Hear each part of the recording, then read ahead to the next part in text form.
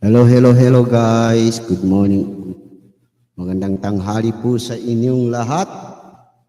Ating mga kaibigan saan man sulok ng mundo, magandang tanghali po. Panuurin natin ang tuwad kong mga tuta ni Tambaloslos.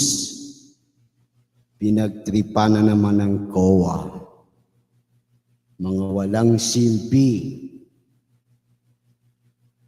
Puro paninira lang sa kay BP Sara. Hindi na matapos-tapos ang confidential fund. Ano kaya kung kay BBM ang itanong niyo? Mga hinayupak.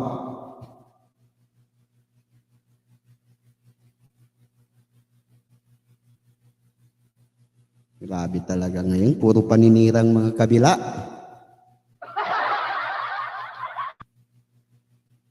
Wala nang ginagawang matino ang gobyerno, puro paninira lang. Gawaing babae yan. Ganyan ang mga babae, puro paninira. Baka utak ni Lisa Tanas yan.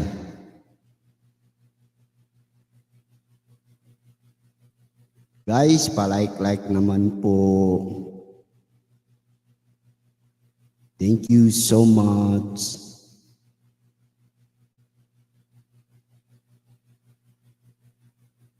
Two million in the house, palike naman po dyan.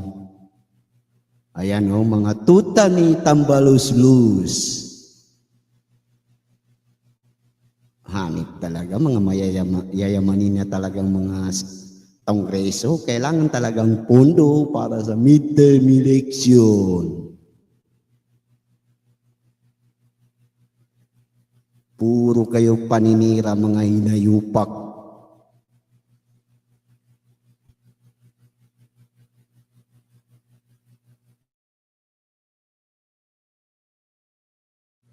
Hindi na matapos-tapos ang confidential fund ni BP Sara. Kailan kaya matapos ito mga tuwadkom?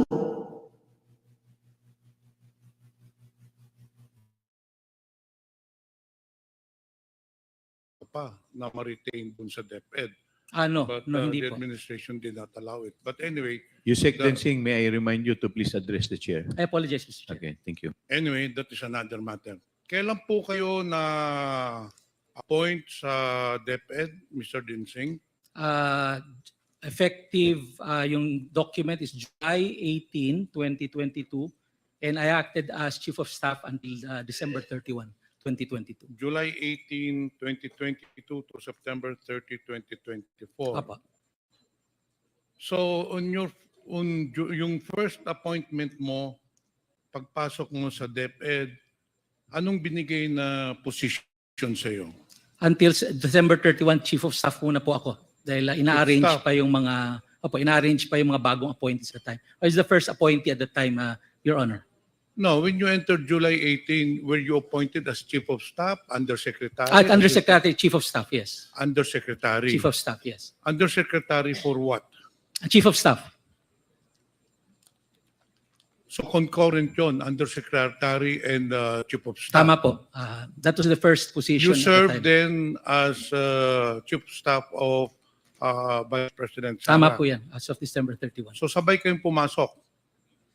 Ahead lang ba siya? By July 1 po siya. Ako July 18 officially. Aside from the DepEd portfolio, ano pang government service na napasukan mo na?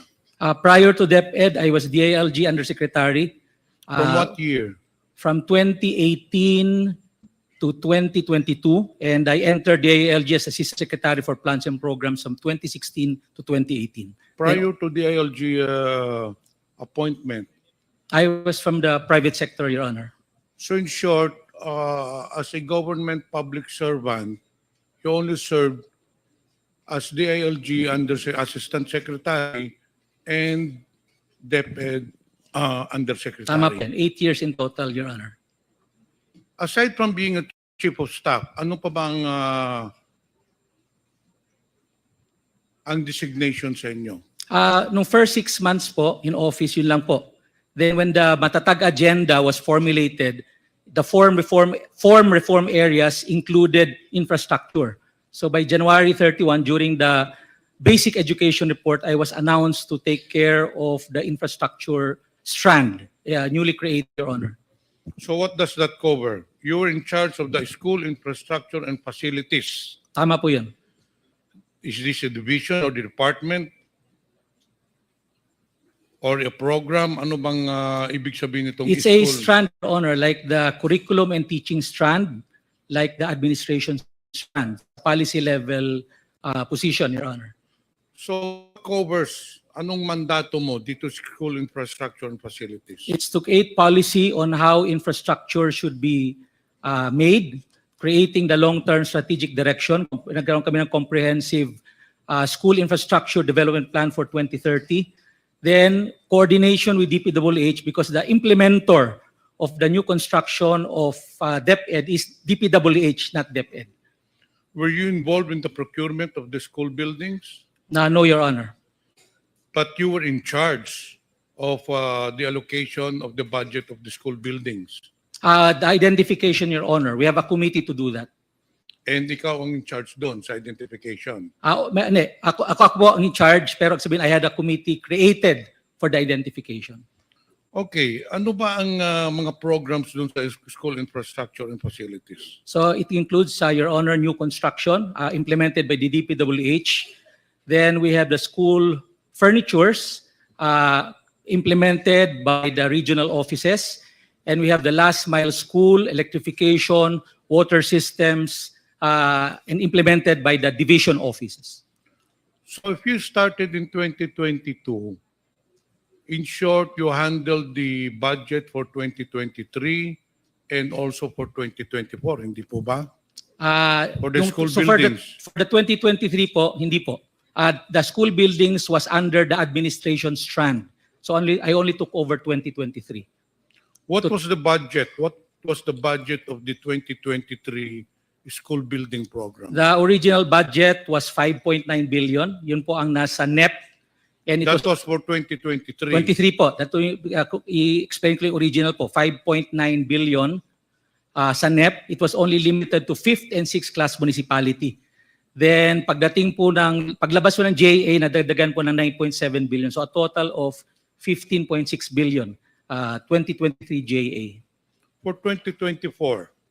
2024, sa NEP po is 19.7. By when the GAA came out, it became 24.7 billion for 2024. So i-cover din ng SIF yung Basic Education Facilities Fund programs, hindi po ba? Opo. Tama po yun. So under din sa iyo yun? Ang alin po yung? Yung BEFF, the Opo. Basic Education When you say Facilities BFF, and that's the Programs. total infrastructure program. But there is a discrepancy. Sabi mo kanina, 19.7 billion ang NEP. allocated. NEP. But it states here that in the 2023 GAA, the amount of 23,417,897 pesos was appropriated in the GAA for 2023. Your Honor, that's BFF. So that includes new construction, which is 15.6 billion, my electrification, my water system, my repairs around 4.9 billion, and I think last file school. So a total of 23 billion, Your Honor. So you were the one in charge for the identification. Tama po yun. Aside from the identification, ano pa ba ang mandato mo as a undersecretary? What exactly is your designation? Undersecretary for what? For operations, for administration? Starting 2023, Undersecretary for School Infrastructure and Facilities, starting 2023. So, sako nga lahat ng mga school buildings. Tama po. Okay. So, you were the ones who decided sinong bibigyan ng school buildings kasi sabi mo kanina, ikaw ang nag-identify. So, you were the ones, kasi ang proseso po niyan, nagpapadala yung mga superintendent division or rather the schools division in each district or in each province, they have proposals for the repair, for the construction, and it goes to your office. And then ikaw ang nag-identify sinong popondohan. Dahil hindi naman pwedeng pondohan lahat, hindi po ba? Tama po, tama po. Correct. Pero for this purpose, Your Honor, I made sure that it is equitably allocated. That's why in August 4, 2023, we created a National Technical Working Group composed of 4 area managers, members of the Education Facilities Division, merong operations strand na outside their sa SIF strand para fair ang allocation and based on needs. And there's a criteria. The criteria is 70% should be allocated to those which are in makeshifts, yung talagang walang classroom from the very beginning, and 30% allocated dun sa may shortage, kagaya ng 2 shifts, 3 shifts, yung po shortage po yun. So nakafocus Mr. Chair, po dun. merong committee na nagde-decide Tama po yun. kung sinong bibigyan ng allocation. Opo. Based on the proposed list of the divisions. Hindi Tama po. ba? We assume na validated na rin siya. So in short, ikaw talaga ang nagde-decide kung sinong binibigyan. Once na nagawa na listahan ng yung komite, I just accept it at is because I assume that they follow the criteria that we set. But I think you're the one who is really deciding because if I recall, during the budget hearing, Mr. Chair, for 2023, ang pinadala po ni Mr. Dinsing during the party consultations, pinadala ng DepEd during the party consultations, if you remember, for every budget hearings, before the pre-plenary budget hearings, may pinapadala po ng mga representative, in most cases, secretary. I recall in 2023, during the budget deliberations, kayo ang pinadala na regarding sa mga school buildings. Tama po yun. I remember that was, I think, 3rd week of August 21 or 22. Tapos at that time, tapos na po yung listahan na ginawa ng National Technical Working Group. I think the list was supposed to be around 15.1 billion. Yun po ang pinresent namin sa consultation. So in short, you really have a big role. You have the big role in identifying and allocating funds for the different divisions with regards to school buildings. Hindi po ba? Tama po, tama po. Ngayon, ang tanong ko, in the 2024 budget or the National Expenditure Program, there was an allocation for Surigao del Sur, in fact, 2 districts. One in the amount of 103 million pesos for, if I'm not mistaken, Tagbina National High School, and another. Hello, OFW Diyos TV1. Mega love shout out sa iyo, ma'am. New subscribe po, DDS po Bato na channel. Yes po, ayoko po sa mga bangag. Ma'am OFW Diyos TV, ayoko sa mga bangag. Baka mahawaan tayo ng mga bangag.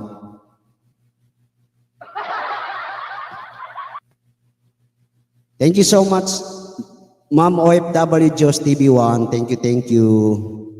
Sa DDS lang tayo. Thank you so much.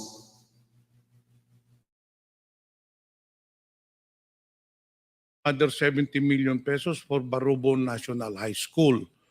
But unfortunately, in fact, there was already a notice from DepEd to DPWH to conduct the biddings already. However, all of a sudden, the biddings were stopped because accordingly, the funds are not available. Paano po nangyari yun, Mr. Chair? Na nakalagay na nga doon sa National Expenditure Programs, pagdating doon sa 2024, nawala yung budget. Ang nangyari po noon, Mr. Chair, sabi ko nga, meron na identify na 15.1 billion yung National Technical Working Group, which we adopted as is. Yun po ang pinesa namin sa mga ating congressman. But Mr. Chair, it was already included in the NEP.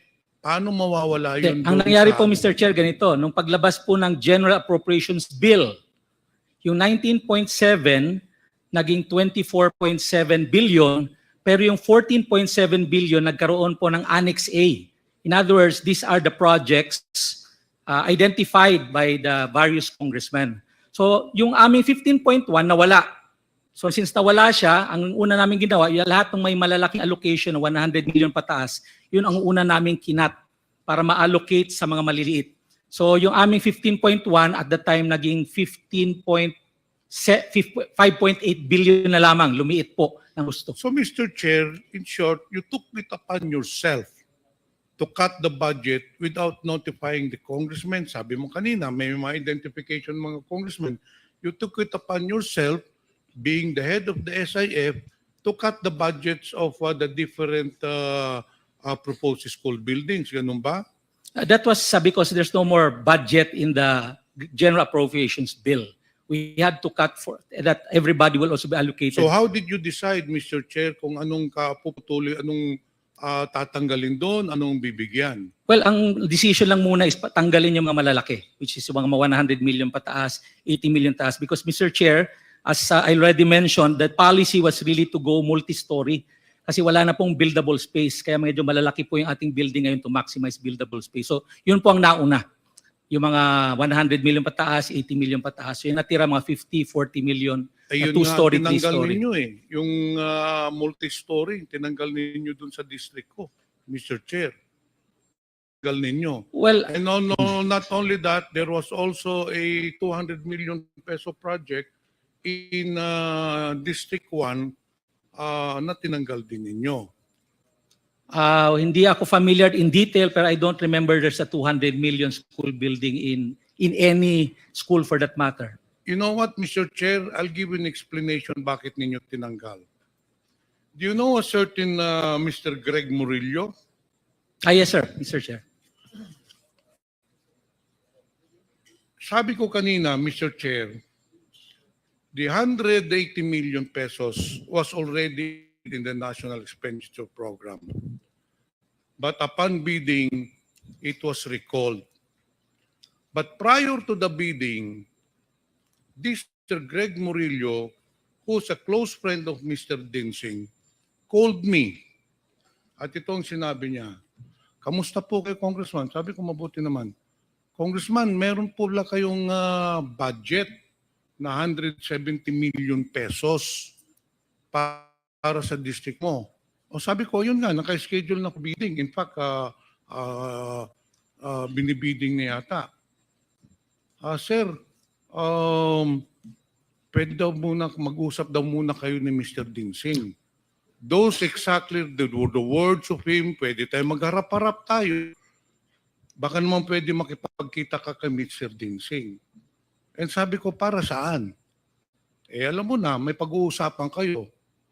Right there and then, I already knew anong pag-uusapan. Si Mr. Dinsing hihingi ng komisyon. So, I told Mr. Greg Murillo, whom you admitted is your good friend, sinabi ko doon kay Mr. Murillo, why will I give money to Mr. Dinsing when this has already been allocated in the National Expenditure Program? So I did not entertain that anymore. And Mr. Chair, lo and behold, the funds did not come through. Kinansel yung bidding and then nawala because I did not come across to the request of Mr. Dinsing na humingi siya ng komisyon. And not only that, Mr. Dinsing, hindi lang akong biktima niyan. Marami pong mga congressmen, and for the record, I want to put it in record, maraming mga congressmen na nagsabi din sa akin that you approach them. In fact, there is one congressman in Visayas that you're asking for 18% commission of the school buildings. Kasi ikaw nga ang nagdidesisyon kung sinong bibigyan, sino ang tatanggalan. In fact, it is on record. You just said kanina na ikaw ang nagdesisyon kung sinong tatanggalan, sinong bibigyan. Not only that, sometime last year or probably within this year, you met with some of the congressmen in Manila. I already talked to them. humarap ka doon, may kasama ka pang contractor. Do you know a certain architect, Ralph Texon? Yes, yes, sir. Yes. Yung po ang kasama mo nung kumarap ka sa congressman sa Manila. And just the same, you were implying, you were asking for a commission, hindi lang yun, sinabi mo pa na yung contractor mo ang gagawa, itong si Mr. Architect Ralph Texon. And that is the reason why, Mr. Chair, tanggal si Mr. Dinsing sa DepEd. He did not resign. I knew from the very beginning that he will be taken out because there were already anomalies in the distribution and the allocation of school buildings program. In fact, Mr. Chair, nung pag-alis niya sa DepEd, may isa pang inipit na 34 million pesos sa Bislig Central Elementary School, which is in my district. Now, I will not mention anymore the name. One official of the new administration sa DepEd called me. Ano ang sabi sa akin, Mr. Densing? Kung meron ka bang project na 34 million sa Bislig Central Elementary? Sabi ko, meron. Nakabidding na. Hindi, in-stop nga eh. Sir, ito, ilalabas noon namin, inipit ho ni Mr. Densing. And that is the reason why, Mr. Chair, this person was taken out of DepEd because of his anomalous practices in DepEd. Yun po ang katotohanan niyan. Nakiusap ka pa na ma-retain ka pero hindi na tinanggap ni Senator Sani Angara, and that's good for DepEd because you have been doing the rounds para ka nagbebenta ng isda. Inaalak mo sa lahat ng congressmen ang allocation ng school buildings asking for commission. Mr. Chair, may I now respond? Yes, please. Well, first of all, respond. it's a blatant lie asking for commission. It is the very reason I'm process-oriented. Sasabihin mo, Mr. Chair, Process-oriented po ako, ang Mr. mga Chair. congressmen, gusto mo mag-executive session tayo, ipapakita ko sa iyo mga congressmen. Sige, wala ako nakausap. Yung sa Manila nyo, You I was never with You are lying, Architect Mr. Texon. Order, I please. can cite you for 1 minute Mr. Chair. suspension is Mr. Chair. declared by the chair.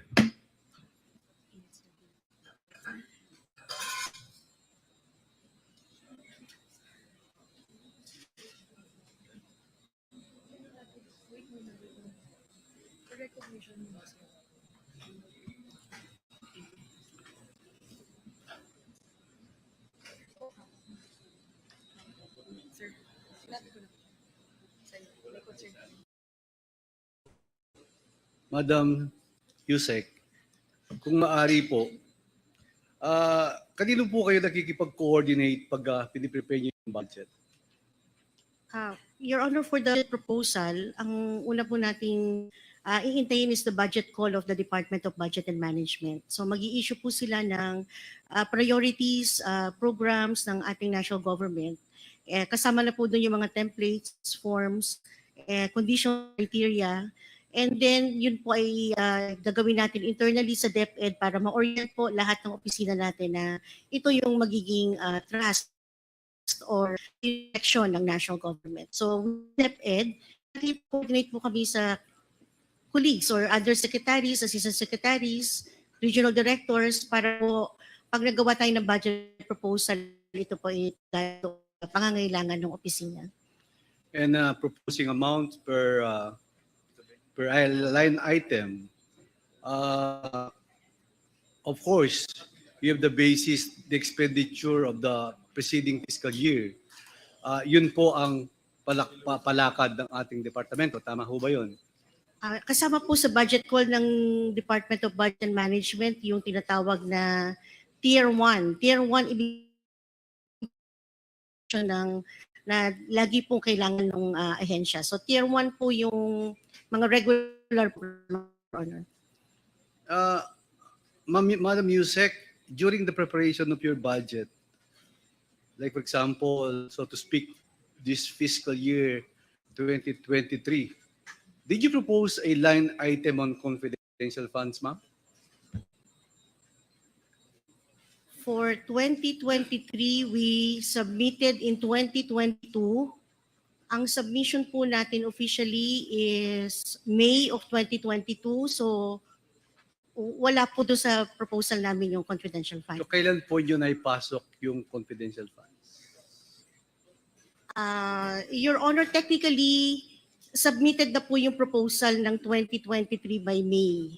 And then pagdating ng July, August, may bagong administration. So ang DBM po ay sumulat sa atin to confirm yung proposal na sinabmit ng May.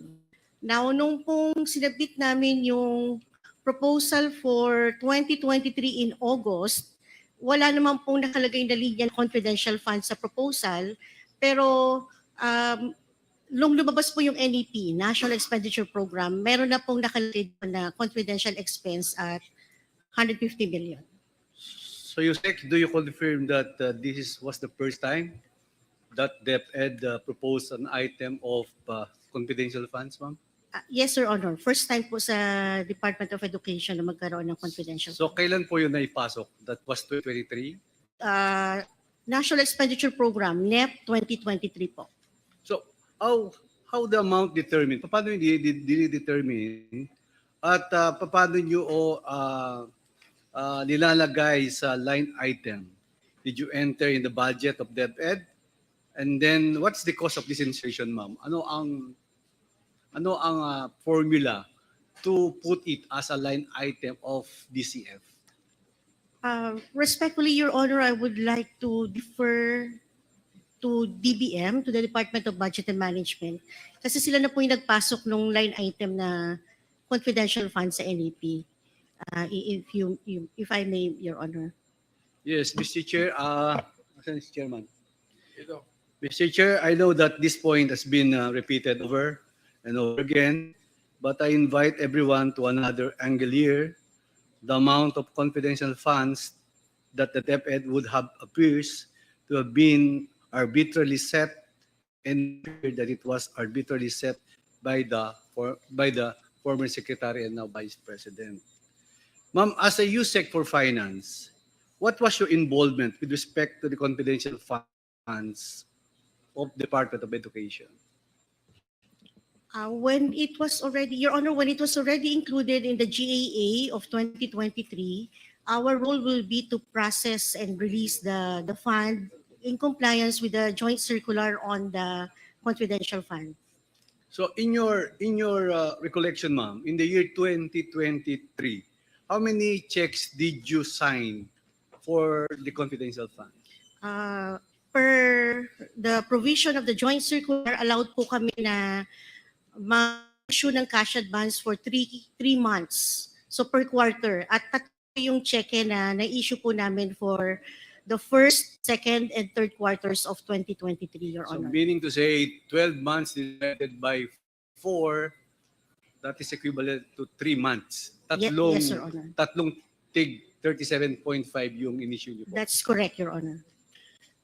So ilang signatories po sa cheque ang pumipirma pag yung cheque for the CF, Madam Yusek? The same with regular funds po, ang template ng ating cheque ay dalawa ang magsasign. Sa Department of Education, meron po tayong signing authority. Kapag po 10 million and below, ako po at saka yung aming accountant or the finance director. Pag 10 million and up po, ako po or any other undersecretary and sign the check. Tama po ba na kasama si Yusek Mercado sa pagpirma ng cheque?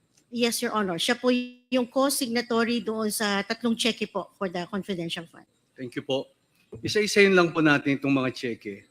Ito yung cheque na pinirmahan po ni Yusek Mercado para sa first quarter ng 2023. Tama ba ito yung unang 37.5 million confidential funds at ito ay na-issue sa pangalan ni Mr. Edward Fajarda. Tama po ba? Nasa screen po yata. Tama po ba, Madam Yusek? Pakitingnan February po yung- 20, 2023, opo, sa pangalan po ng Special Disbursing Officer Edward Fajarda. So that was February 20, 2023. Opo. ang cheque na ito ay may corresponding disbursement voucher, tama? Meron po, Your Honor. At ikaw rin ang signatory. Hello, Ma'am Ami Cabrera. Mega mega love shout out. Thank you so much, Ma'am Ami.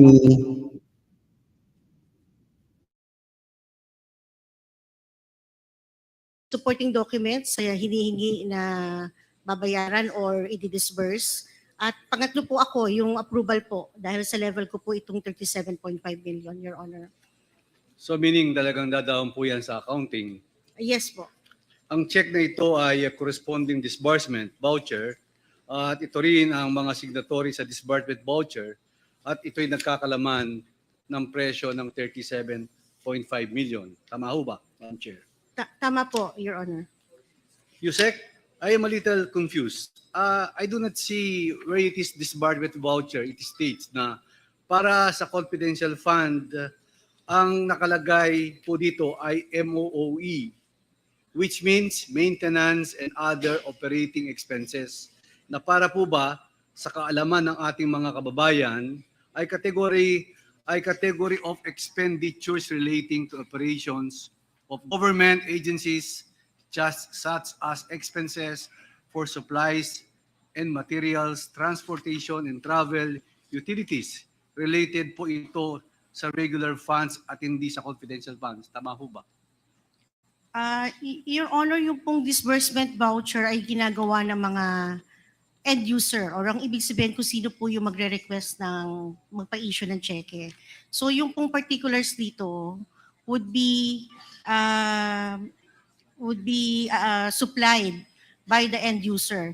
But nakita naman po namin when it went to the accounting, kahit hindi po nakalagay na confidential fund, nakalagay naman po doon yung reference ng kung nasaan yung confidential fund. For example, Your Honor, makikita po dito sa third line, under page 376 of RA 11936, yun po yung JA 2023. Saka yung section 85 ng general provision, pag tinignan po yun, nakalagay po doon, confidential fund. Can you please define the Fund 101, Fund 102, and Fund 105, ma'am? Fund 101 are funds for the regular operation of the department po. So ibig sabihin ito po yung pondo na pwede nating gamitin para sa regular operation at programa ng agency. Yung Fund 102 po ay pang foreign assisted projects. So pag meron po mga loans or proceeds na nanggagaling sa mga bilateral or multilateral sources, yun po yung 102. Meron din pong trust receipts at ito po yung 151 or 152. Yun po yung classification ng mga pondo. So meaning to say yung ginawa nating voucher is under Fund 101. Yes, sir. Opo, this is Fund 101. Yusek, ito kung nakabase sa Fund 101 at this is a confidential fund, paano process ito? May magsasabi ba sa'yo, Yusek Sevilla, please prepare the voucher and lagay mo ang i-payable natin kay Mr. Paharda, Edward Paharda. Paano nyo ba nag-emanate itong voucher? How did it start? May nagbibigay ng instruction from other Yusek or sa secretary mismo? For the confidential fund, talaga po ang sinusunod namin yung joint circular. Nakalagay din po sa joint circular yung steps kung paano ilalabas yung pera or i-disburse yung pera. So magsisimula po, Your Honor, on the identification of the SDO or the Special Disbursing Officer. So meron po dapat na pirmado, authorized by the head of the agency na siya yung ina-identify na Special Disbursing Officer. So we were informed of that through a memo. Second is, kailangan po naka-banded or mag-apply ng fidelity yung ating Special Disbursing Officer. So meron din pong application, yung SDO, at approved din po ito ng Bureau of Treasury. Yung po yung susunod na hahanapin namin. And then susunod po would be the obligation request. Ibig sabihin, obligate siya, magpapa-release. And then ito pong disbursement voucher. So lahat po yun would be signed by the head of the agency as indicated po dito sa ating joint circular. So tama ho. I agree that pag gagawin nyo yan, si Mr. Edward Fajarda nakapangalan sa pay, pero kayo ang magpapa-approve, and of course signed by the Secretary, and of course the Vice President of the Republic of the Philippines, Sara Duterte, Vice President Sara Duterte. So, pagkatapos po dito ma-approve, si Mr. Edward Fajarda ho ba ang nagkiklaim sa cashier to get the check? I think, Your Honor, kung babalik po natin doon sa disbursement voucher, if I may request, Your Honor, you can see that at the bottom, sa bottom po niyan, meron pong receipt of payment. Ayun po, sige pa po. Receipt of Sino ang nakatanggap? Ayun. Kanina signature lang po yan, walang kay pangalan. Sir Edward Fajarda po yan, kailangan niyang i-sign na natanggap na po niya yung check. So siya ang nakatanggap ng cheque. Opo. And then si Mr. Fajarda, pagkatanggap ng cheque, hindi mo siya mag-issue ng resibo? Hindi na po, Your Honor, kasi ito na po yung proof na natanggap niya yung cheque as cash advance. Tapos hawak niya ang cheque, siya na po ang magpapa-encash po dito. Mr.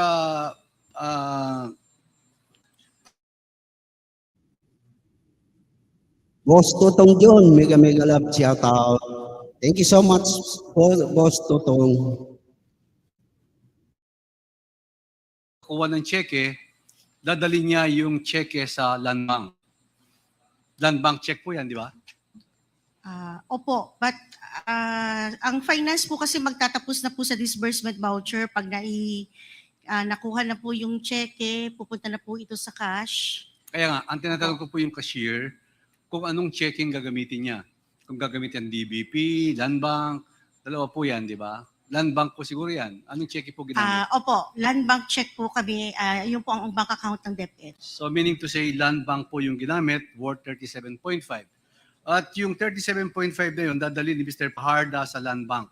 So paano pa niya ho pinapa-incas ito? Binibigay siyempre, cash yan. Papa-incas po yung check sa counter ng land bank. Ibibigay niya yan, cash, di ba? Madam Chair? Yes, Your Madam Honor. Yusek, sorry. Yeah. Opo, yes, Honor. The records will show under the cash division na ito rin po ay na-encash. So na-incas. Opo. So, ano ba si Mr. Fajarda? Si Mr. Fajarda? Si Mr. Edward Fajarda, nandito ba? Not present. Not present. Not present. Hindi ba tayo nagpadala ng invitation po kay Mr. Fajarda? Your Honor, invitation was sent.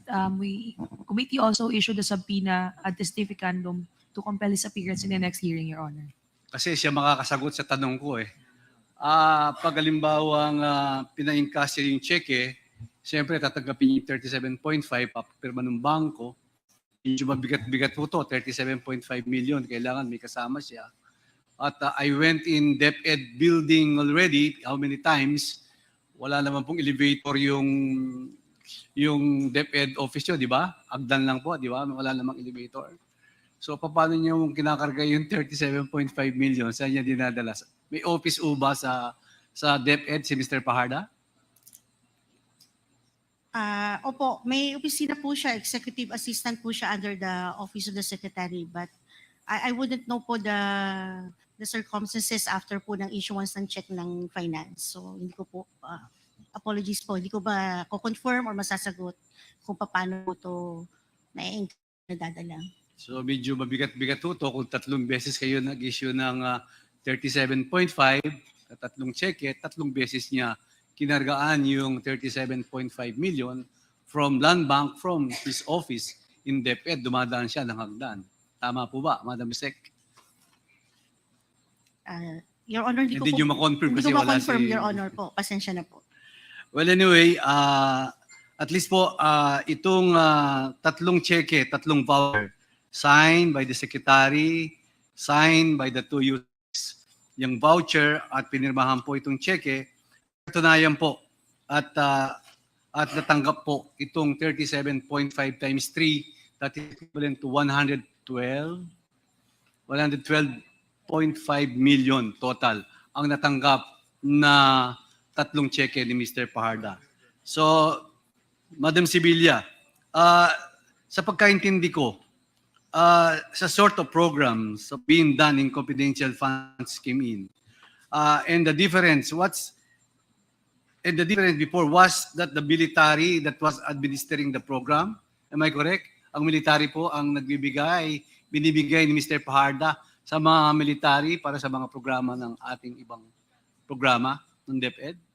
Unfortunately, Mr. Chair, I have no knowledge on the utilization of the fund kasi hindi po talaga kasama na ang finance sa pag-utilize. In fact, pati po yung liquidation at saka reporting, hindi po yan pupunta sa DepEd. Wala pong record na makikita sa accounting or budget on the utilization or liquidation. Ang bibigay po sa amin para makuha yung susunod na tranche ng cheque is the proof na nasubmit ang report sa Commission on Audit na ICFAO, yung pong sa opisina nila. Ang ibibigay po sa amin would be the cover letter na na-receive ng ICFAO, yung utilization report and the liquidation. Pag po nabigyan kami ng kopya na yon, pwede nang i-process yung susunod na tranches po, Your Honor. So if there is a specific department under the Department of Education that is in charge with expenditure confidential funds, how about the operations department? May alam po ba kayo doon? Sa confidential funds, kung sino ang USEC of operations ng fiscal year 2023 para doon sa confidential funds at kanino nila binibigay? I honestly do not know how to answer that, Your Honor. Kung USEC for operation ng regular mandate ng DepEd, may USEC po for operation. Pero kung who is in charge of the operations for the confidential fund, hindi kami aware or hindi yan dinidiscuss sa amin sa regular meetings ng mga undersecretaries. Ma'am, are you familiar with the National Task Force to End Local Communist Armed Conflict or the NTF-LCAC? Party po ba ng NTF-LCAC ang DepEd? Tama po ba, Madam Yusek? And this NTF-LCAC has been existing since 2018? Tama po ba, Madam Yusek? Yes, Your Honor. I'm aware of the NTF-LCAC because may kasama pong pondo yan sa GAA. Doon ko po siya na-encounter. I am also aware during the time of Secretary Liling Briones, I member po siya ng NTF-LCAC. And I remember, including our former VP Secretary, I am just confirming from our Chief of Staff before, yes po, kasama daw po ang DepEd sa NTF-LCAC din. Sa pagkakaalam nyo, Yusek, ano ang role ng NTF-LCAC? Hindi po ba ito ang related doon sa 4 na programa ng kung saan ginagamit ang confidential fund ng DepEd? Madam Chair? Madam Yusek, sorry. Your Honor, as far as yung pong budget ng DepEd na regular is concerned, wala po kaming ginagastos for NTF-LCAC. Yun po ang pwede kong masagot. Pero kung ano po yung role ng DepEd Secretary sa NTF-LCAC, hindi po kasi ako involved. I was never called or present in any meeting na dinidiscuss po ang NTF-LCAC matters. Kung alam niyo po yung programa sa DepEd, and it was organizing and coordinating the execution of the project, what department under Department Ed po itong nag-execute nito? Okay. This is how I understand the question, Your Honor. NTF-LCAC, participation of DepEd in the NTF-LCAC is through the Office of the Secretary only. So baka po mas relevant po na magbigay ng inputs yung ating former Chief of Staff kasi sila po ang uma-attend ng NTF-LCAC, Your Honor. Madam Yusek, the matter of confidential funds has garnered a lot of attention these days, especially the unprecedented inclusion of confidential funds sa DepEd. Ayon sa impormasyon po na nakalap namin, itong mga confidential funds ay ginamit po for 4 programs. Number 1, the abuse, prevention, and control within schools. Number 2, the anti-extremism, terrorism program. Number 3, the anti-illegal activities operations. And number 4, the counter-insurgency programs. And party po ito ang mga programa na binibigyan ng training ang mga teacher at estudyante para i-combat ang recruitment ng extremist or terrorist group of recruitment. Tama ho ba, Madam Chair? Ah, SDS. Yes. Mr. Po would like to, I think, answer that question. Mr. Chair, thank you, if I may be recognized. As far I was the Chief of Staff, Undersecretary and Chief of Staff of the Vice President that time, but I only started kasi April 1 po, 2023. So on the question on NTF-LCAC, kasi kahit po ako, or I'm not involved in the operations mismo of the confidential fund. So I have no details on that.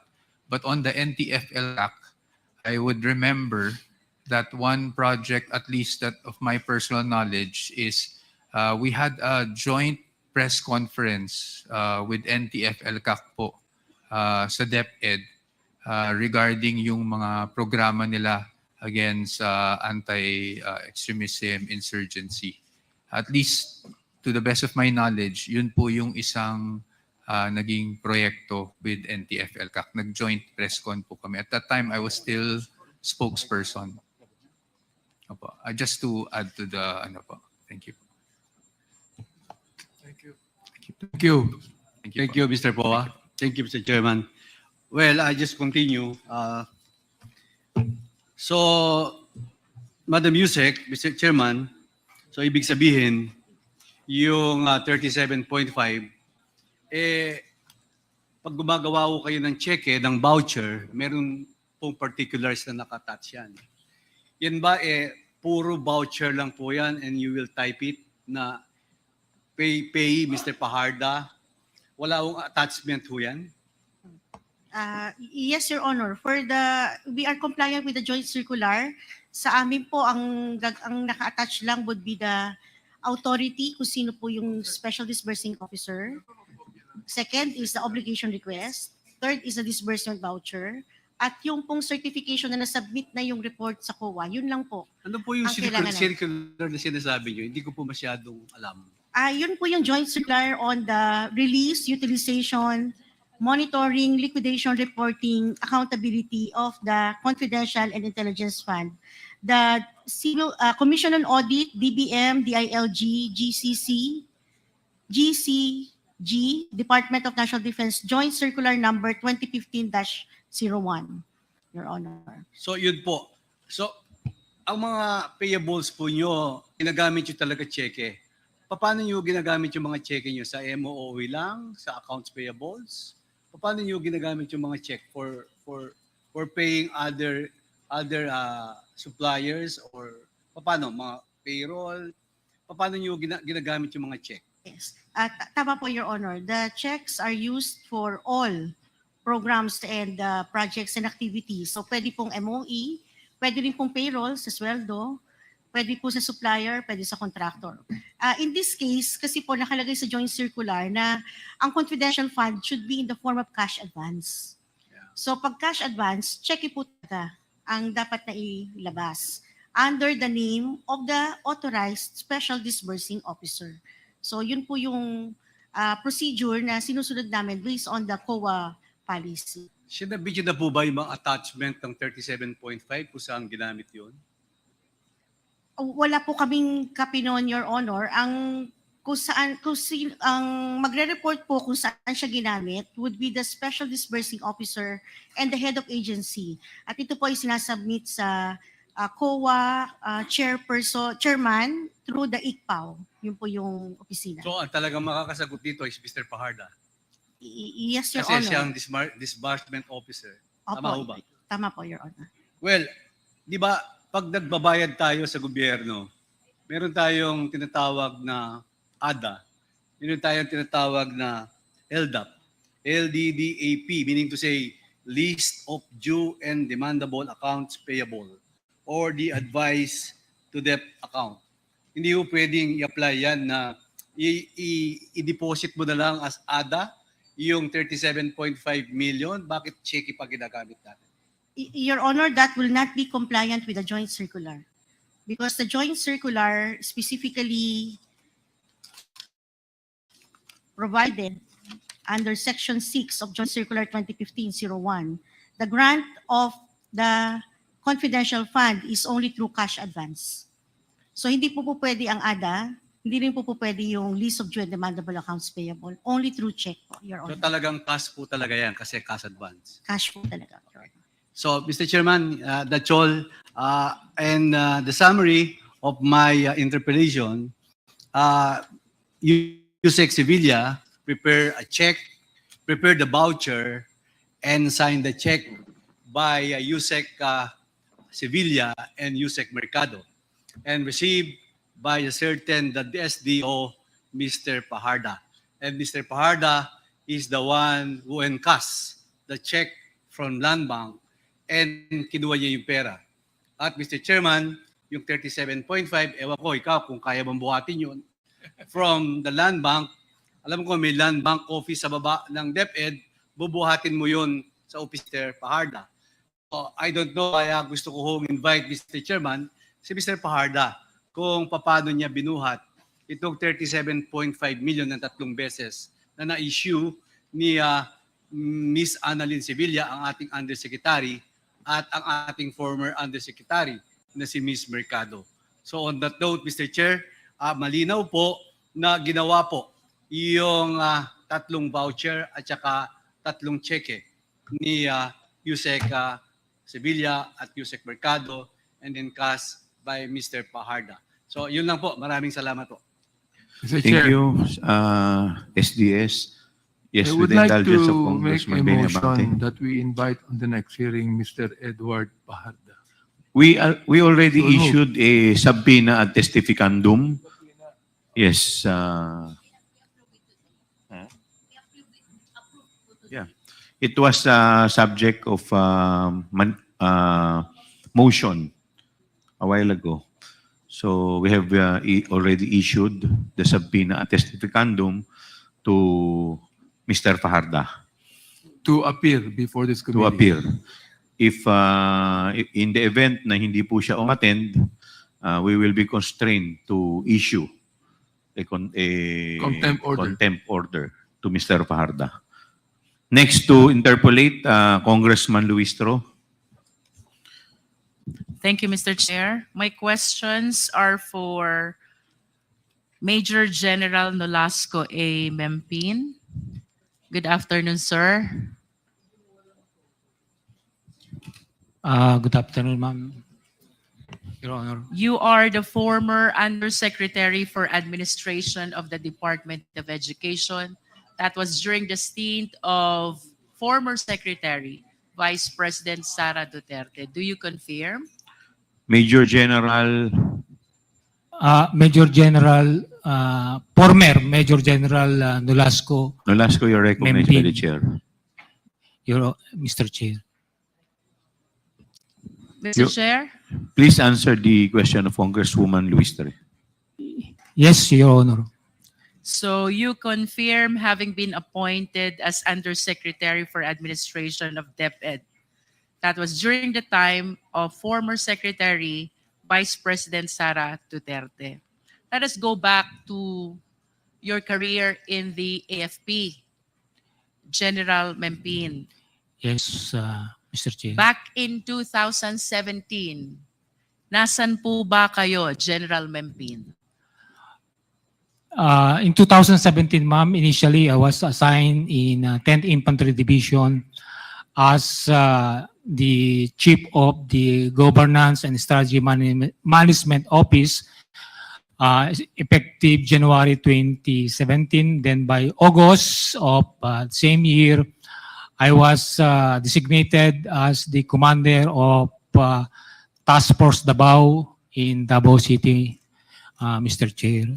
So the first appointment in 2017 was at the 10th Infantry Division. Correct, Your Honor. Pag sinabi po ba natin General Mempin, 10th Infantry Division, what areas are covered? The 10th Infantry Aguila Division covers whole of Region 11 and part of Region 12, part of Region 10, and of Region 13, Caraga, Your Honor. And can you please cite some of the big provinces which are under these regions, General Mempin? Mr. Chair, Your Honor, for Region 11, it covers Davao City, Davao del Norte, Davao del Sur, Davao Occidental, and Davao Oriental. Also includes parts of Bukidnon, but greater part of Bukidnon is under 4th Infantry Division and part of North Cotabato, ma'am. And for Region 12, General Mempin? Region 12 is a part of Cotabato, ma'am.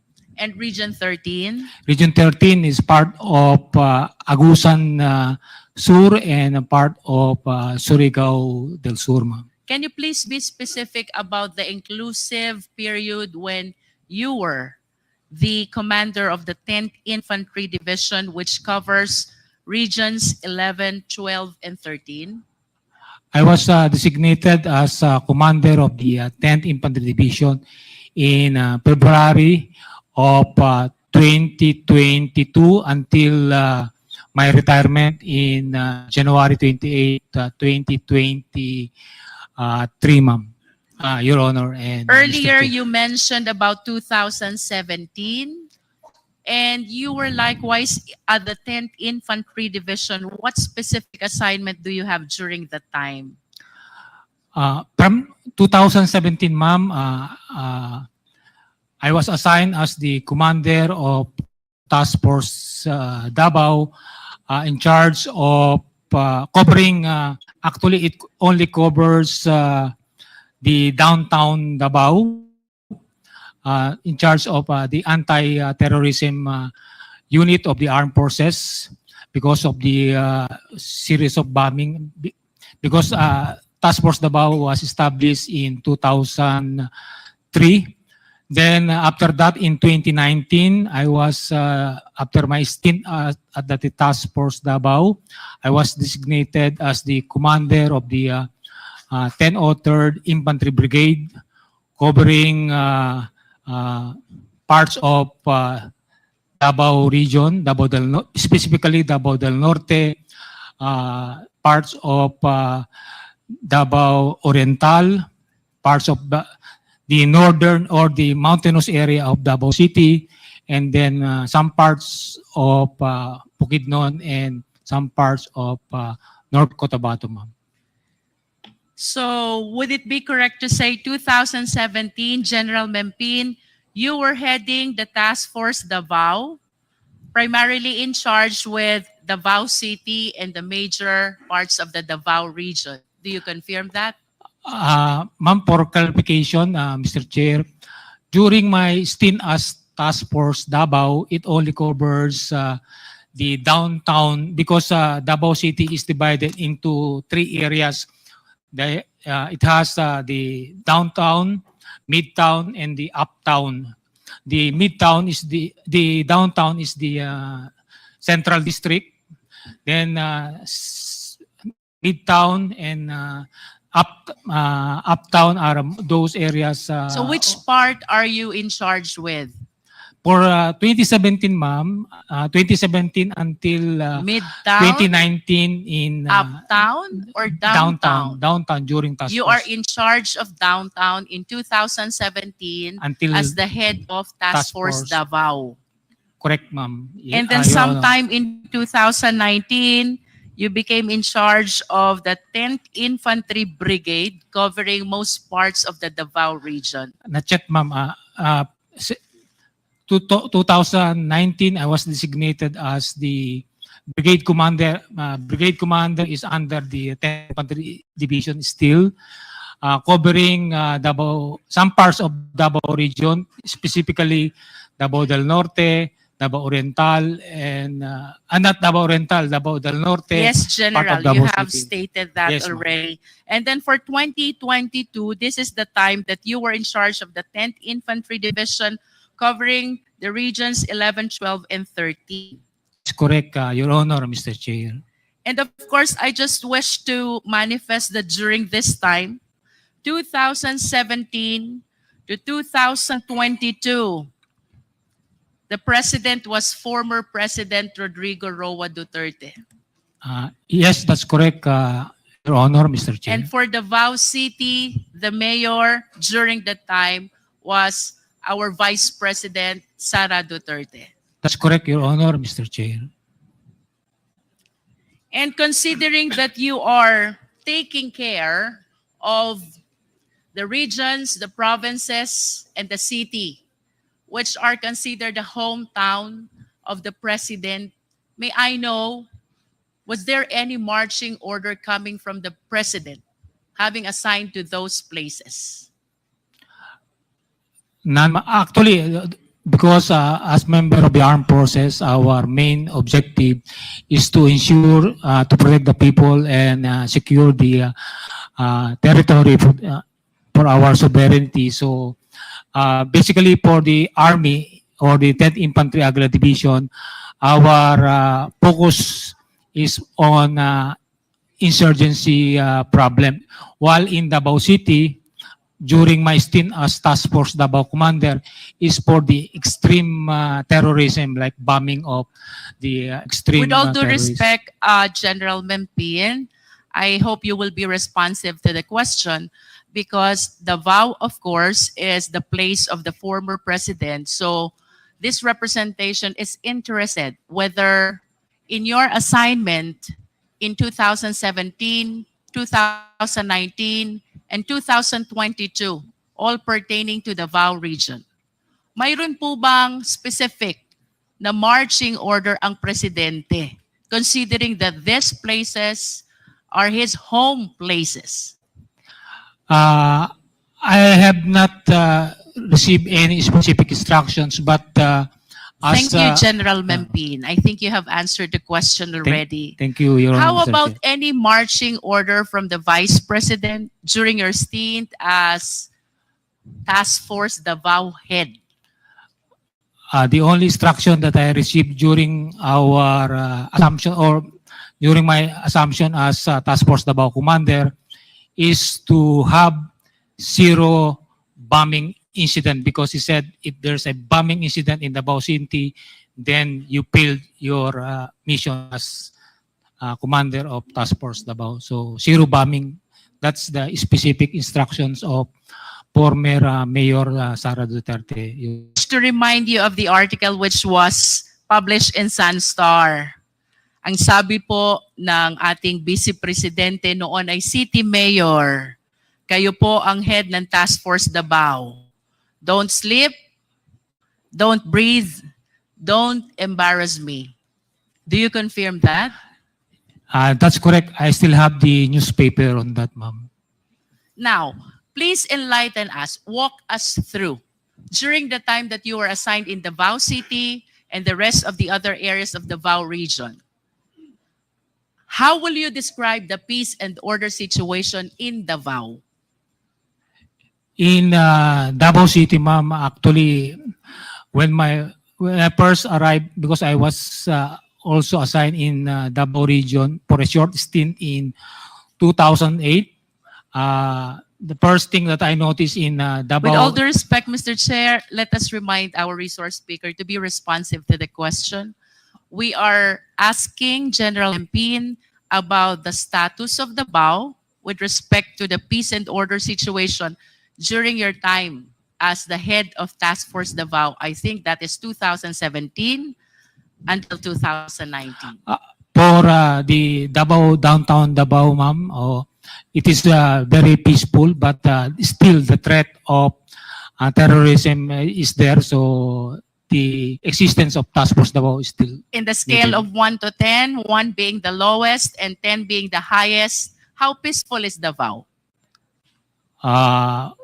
10, ma'am, because up to now, no 10. incident of terrorism. So that confirms the description of Colonel Garma in one of our hearings that Davao is one of the most livable city in the Philippines. You agree with that? Yes, Your Honor, Mr. Chair. And of course, you're one of the reasons why you are able to maintain, or you were able to maintain, such level of peace and order in Davao City because you were the one in charge, the partner of the LGU.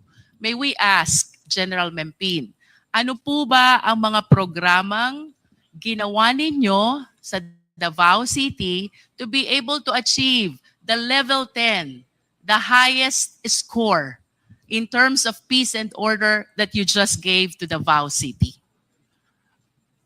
To be candid about it, ma'am, actually, I just continue what my predecessors have done, because when I assumed in 2017, General Mempin, kindly focus on the programs. Ano po yung programs na inyong in-implement? number one, ma'am, is continued collaboration with various stakeholders, particularly with the Muslim communities in Davao City, to ensure that there will no slippage of probable or would-be bombing incident in Davao City, ma'am. Any other programs, General Mempin?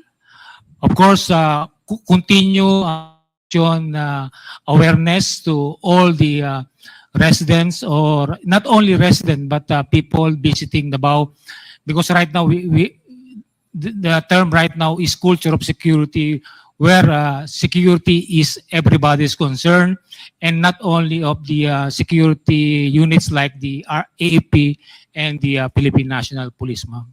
I assume, General Mempin, that you were able to implement a lot of programs for you to be able to achieve that level 10 peace and order situation. So aside from the collaboration with Muslim communities and the information awareness dissemination, can you please cite more programs which you recall were very significant in your achievement of the level 10 peace and order in Davao City? Yes, ma'am. Number one is collaboration, information awareness, then continued meetings with or exchange of information with intelligence units or security units in Davao. Continued collaboration with the business sector, because they are the one who needs to be convinced that Davao is safe for the investment to stay in Davao or increase of it. Then, of course, you continued presence, because actually the word do not sleep. We continue patrols in Davao City, mobile, fixed checkpoint in Davao Airport, and even business establishment when there are major engagement. Task Force Davao is always present. And of course, we continue to make our personnel professional, because whatever programs you have, if the people, meaning our soldiers, is not professional in handling, like for example, we always conduct checkpoint operations, and we always ask indulgence of the inconvenience that we have caused to the passenger and into the drivers entering Davao City. So that's all part of our programs to ensure that everybody is cooperating to ensure that no bombing incident will occur in Davao City. I wish to make up of what you said, General Mempin.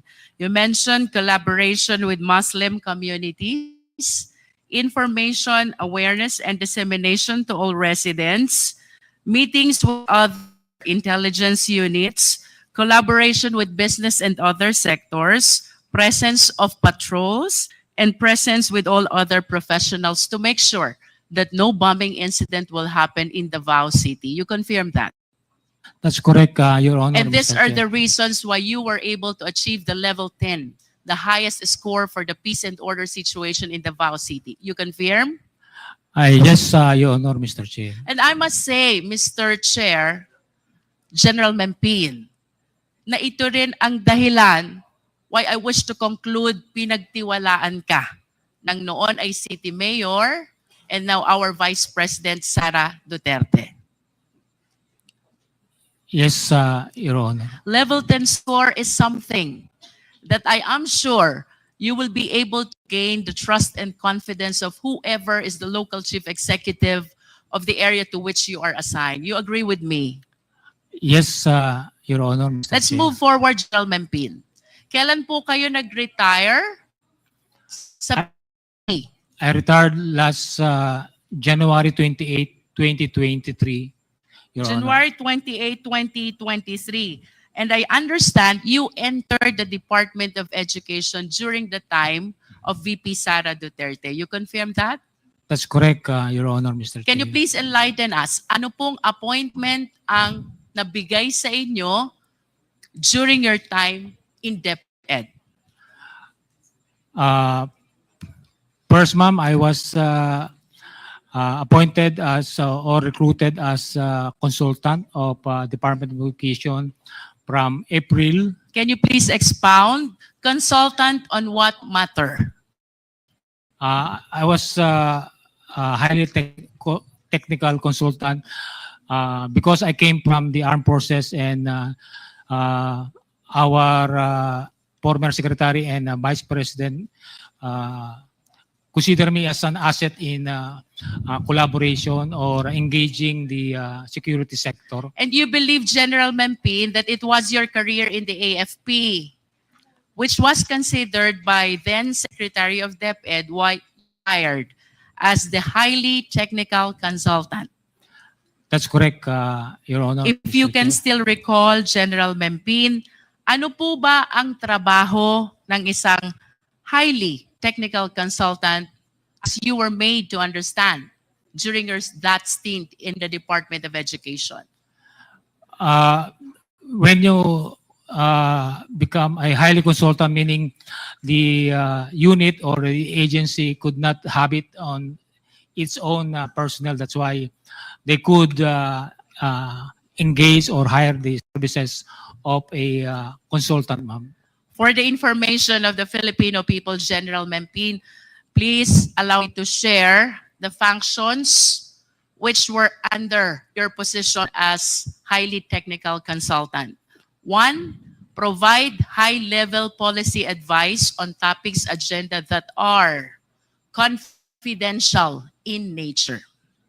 2, provide guidance, technical oversight, and expert advice to DepEd in the development of various programs in all levels of governance on safety and security. 3, engage and collaborate with other departments and security-related services. 4, submit monthly status to OSEC. And 5, perform other duties related thereto.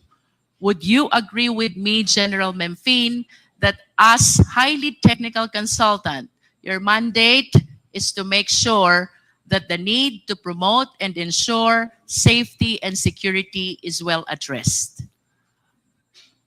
That's correct, Your Honor, Mr. Chair. You confirm that. Yes. And having confirmed that,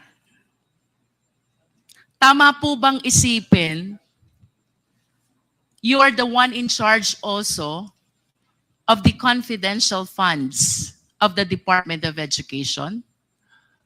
That's not correct, Your Honor, Mr. Chair. Then, General Mempin, if you're not the one in charge of this confidential fund, then who is or who was? I was not aware of, because I only more on, because after April, May, when USEC for administration is open, I was again asked if I could, but I'm not part of the utilization or how the confidential part. But you agree with me, General Mempin, lahat ng trabaho na ibinigay sa inyo, hindi nyo ito kayang isagawa without the necessary funding. And the funding that is allowed for these purposes is, of course, the confidential fund. Do you agree with me?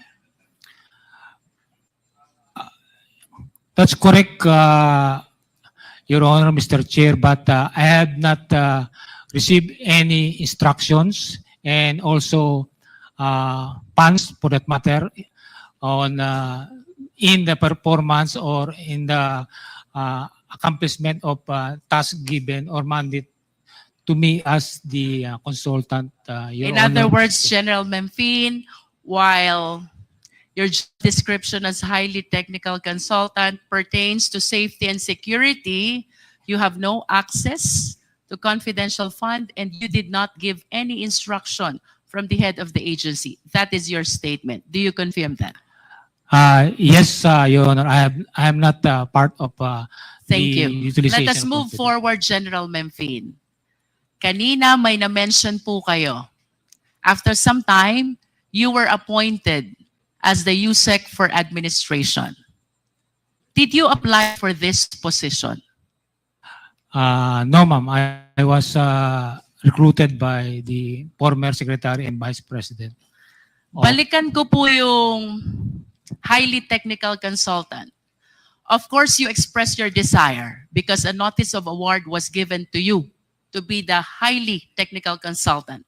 Aside from you, General Memphine, meron pa po bang iba na nag-express ng desire to be engaged as the highly technical consultant? I'm not particularly aware of other consultant that express their willingness, but I do believe there are other consultant that the Office of the Secretary has tapped. I understand. How about with respect to your appointment as USEC for administration? You said you were chosen. You confirm that? I was recruited, yes, ma'am. You were recruited. Who recruited you to become the Undersecretary for Administration?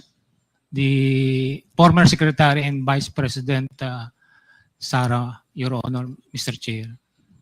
And would you know why? Bakit ikaw ang napusuan, nabigyan at pagkalooban nitong pagiging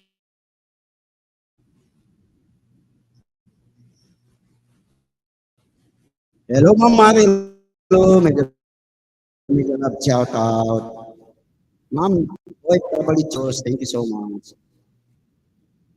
Thank you so much, Ma'am Marilo. the trust and confidence that you were able to establish as head of Task Force Davao in 2017 and being the one in charge of the 10th Infantry Division in Regions 11, 12, and 13 were very significant, not only in your engagement as highly technical consultant, but in your appointment as well as Undersecretary for Administration of DepEd. We agree on that, General Memphine. Yes, Your Honor, Mr. Chair. As a matter of fact, to illustrate how the former secretary trusted you, may I ask, are you aware of Department Order number 78, General Memphine? Yes, ma'am. What is Department Order number 78? It's about the procurement, ma'am. With all due respect, dito po sa Department number 78, binibigay po ang mandato na pamunuan ang Department Computerization Program sa Program Director. You confirm this? Yes, I stand corrected, ma'am. It's about. In other TOSA. words, since 2010, General Memphine, ang Department Computerization Program ay pinamumunuan ng Program Director. Ito po ang nakasaad sa Department Order number 78. But because the former secretary trusted you so much on this position of being the Undersecretary for Administration, the DepEd issued DO number 16, series of 2023. Would you like to enlighten us kung ano po ito? Hello po guys, thank you so much sa inyong lahat. Hanggang dito na lang ako. Ang nakalakas po ng ulan. Mawala ang internet ko kapag ako ay magpatuloy. Dahil malakas ang ulan dito sa amin, guys. Thank you so much. Ma'am Marilu, thank you. Ma'am OFW Cheers TV1. Thank you sa inyong lahat. See you next live. Thank you so much sa inyong lahat. 10, 9, 8, 7, 6,